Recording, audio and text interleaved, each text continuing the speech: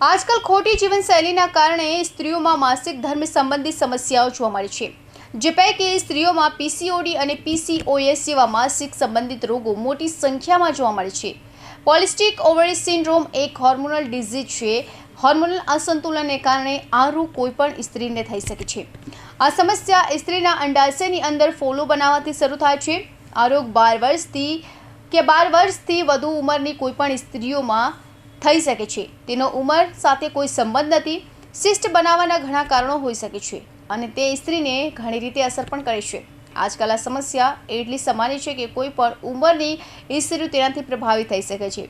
આ સ્થિતિમાં સ્ત્રીઓની માતા બનવા પણ મુશ્કેલીનો સામનો કરવો પડે છે.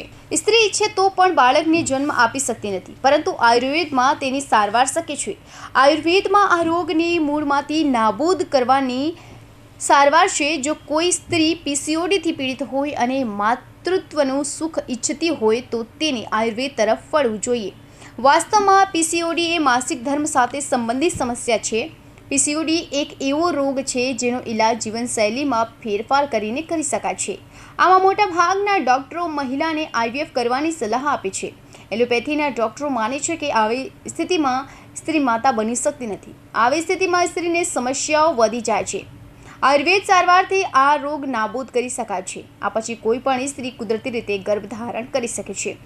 જો કોઈ સ્ત્રીને આયુર્વેદમાં 3 મહિના સુધી સારવાર આપવામાં આવે તો તે કુદરતી રીતે ગર્ભધારણ કરી શકે છે.